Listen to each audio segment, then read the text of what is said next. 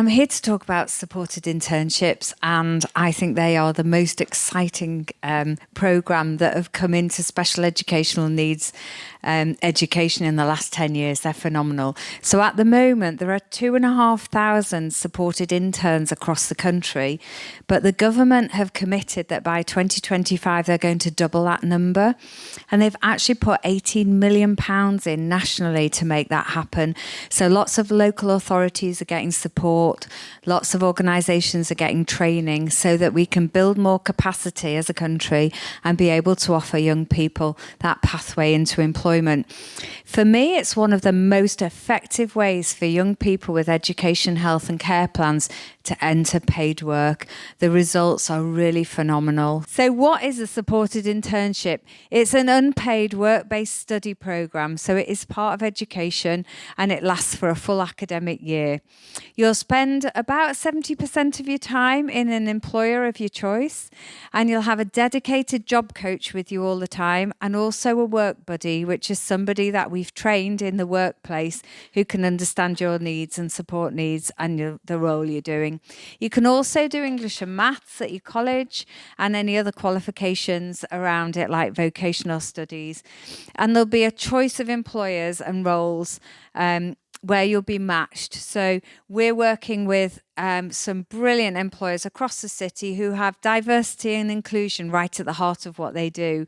And they're really happy to help carve out the right role for each individual. So it's a highly personalised programme. There are three really key elements that make a supported internship successful. There's the young person and the family. So, you know, we like to know that the families are on board and the carers, and they can follow the journey throughout the year and see the progress the young people are making and be really proud of them. We've got a lot of employers across the city that we've developed really deep partnerships with, who have diversity and inclusion right at the heart of what they do, and the education provider who are funded obviously to run the programme and provide the job coaches.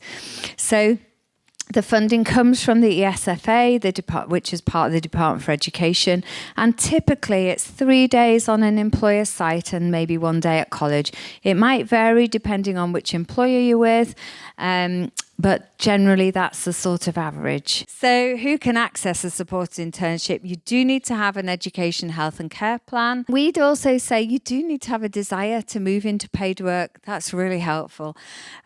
They are designed for 16 to 25-year-olds, but often 16-year-olds need that little bit more maturity. So we tend to work with 18 plus, but we do pre-internships for the younger people, getting them ready.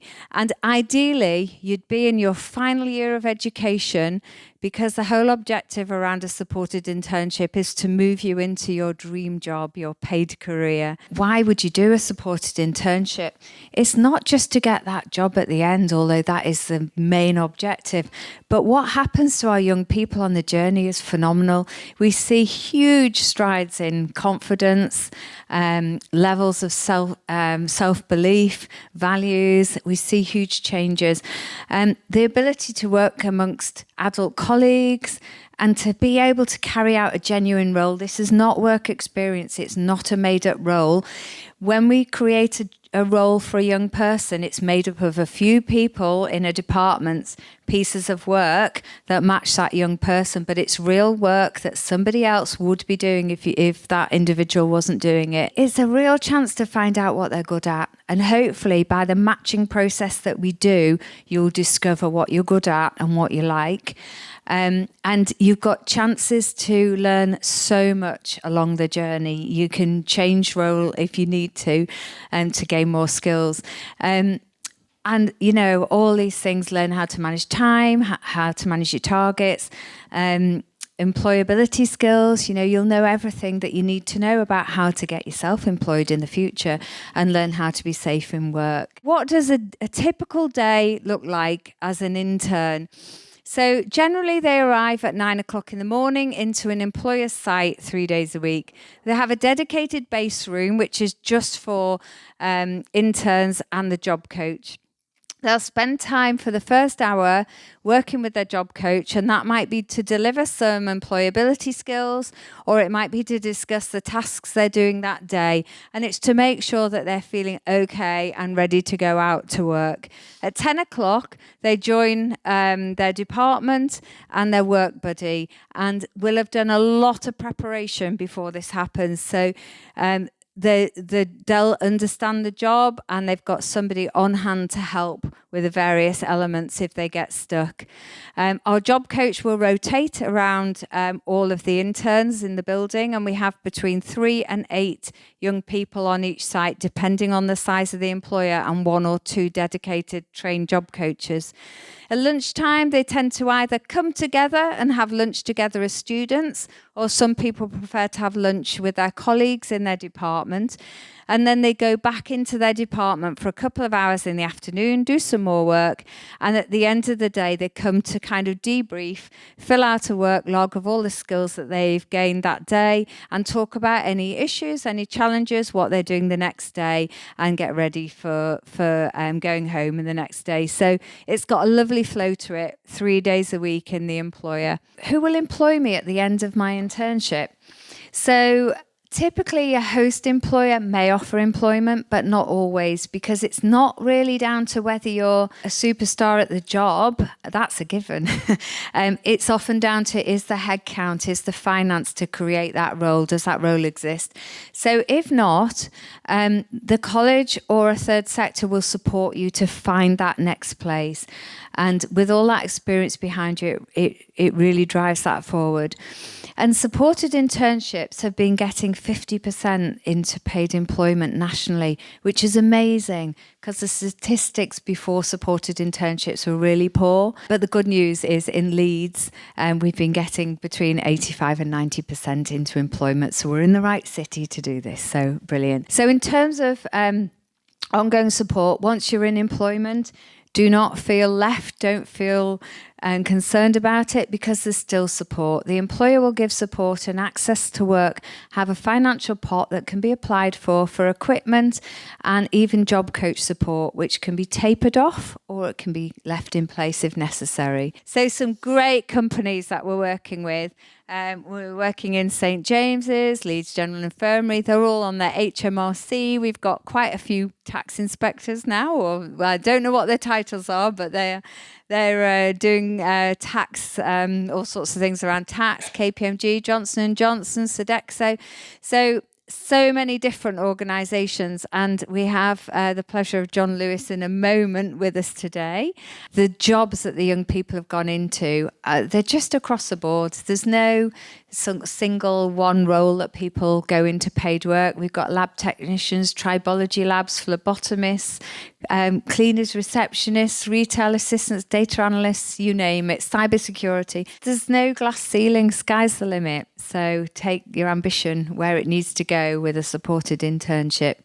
So I think that might conclude my slides, because I'm going to hand over to Adele now, who's got some very important people to meet. What would you say is kind of the role of the job coach, and what kind of support do you give? A lot starts before we actually get onto site. So at the start of the year, the young people will come in. For them, it will be the first role that they've ever done before employability. So what to wear, what to say on site, what not to say, what the office may potentially look like, what your workplace is going to look like. For a lot of people, simply travelling to work can cause anxiety. So we'll do a lot of travel training, finding out what bus you need to get, what train you need to get, etc., etc. We'll go as job coaches and meet at the bus stop, get on the bus with them, walk them across town, because some people walking across town is an issue. And so we do all the travel training to make sure that on day one, when the internship starts, the young person is ready. It's simple as that. So once we start at the internship, as Katie said, it's a 3-way process between intern, the company, and the job coach. And the job coach is there to facilitate the relationship between the two. So at the start of the internship, the job coach is quite crucial, because we're making sure that the level of work is right. It's not too hard, it's not too easy. There's not too much of it, but there's not too little. It's making sure that everything that's in there and the actual place where they work, the environment is right and that the work is right. As the internship progresses, I think Kate sort of said it with lunches, you kind of the job coach and the work buddy swap. So I make sure that the work buddy knows everything about the intern knows everybody about the work buddy, and then gradually, as the internship progresses, any work issues go straight to the work buddy, and any non-work issues come to the job coach. And that's kind of how it works, making sure that the intern is getting something out of it, because it's, as Katie said, if the work's not right, they've got to speak up and say it's not right, and then I'll take it to whomever and say this just isn't working because X, Y, and Z, or it is working. Can we have more of this? And it's my responsibility to make sure that this internship runs smoothly. Is that fair enough? And what do you think are some of the benefits to the employer, but also to the interns? And what kind of changes have you seen in some of the interns? Okay, so Lighthouse has recently been Ofsteded, and the Ofsted inspector came down to HMRC and asked HMRC the simple question: what do you get out of supported internship? And it was a great question. And Karen, who we work with closely down there, she said, you know what? Because over the last 2 years, we've had 3 interns in, and out of the 6, 5 have got full-time jobs. So absolutely fantastic relationship. And she said, we've got the opportunity to employ 5 young adults that we wouldn't have seen without this supported internship. And they have the skills and the desire that we need to be successful within HMRC. And we would not have seen those people if they hadn't have done that supported internship. So we have been able to offer jobs to people who are going to benefit our company that we wouldn't have seen. Now, from an intern point of view, and you'll meet one in a minute, when we meet them, some of them are quite anxious, but the development in them as people, I could go on and I'll start welling up in a bit. They go from being quite shy, quite anxious, to being marvellous young adults, really. It's as simple as that, to see it on a day-to-day basis, the improvement and the confidence and everything. That's what makes it worthwhile from my point of view. It's it's quite nice. Josh is an ex-intern. First of all, tell me a little bit about, very brief, where did you do your internship? I did my internship at the NHS at St James on the antenatal clinic. And what did you enjoy about your internship? Learning new skills, making friends, building on my confidence. Okay. And any specific things that you learned in your role in the internship? I know there was quite a lot of training at the NHS. 6 hours of my life I'm never getting back. But it's been useful. It has been useful, yeah. Anything else? Any other type of skills you've learned from being there? How to use their systems. What about some of the people did you meet? It helps having the job coach there, but it's a lot easier having the people who actually work there helping you do the job that you're there to do instead of the job coach. And so as you were coming to the end of your internship, what happened then? Unfortunately, my department didn't have a job for me. After I left, Lighthouse continued to help me apply for jobs, so I wasn't left in the dust. It helped take the pressure off applying for jobs as well, having Lighthouse there for support, because if I couldn't find one, they found one, and they helped me apply for that job that I have today at St James. So just tell us where you are now then. So I'm in the RBS fast track team, and I deal with referrals for suspected cancer from the GPs.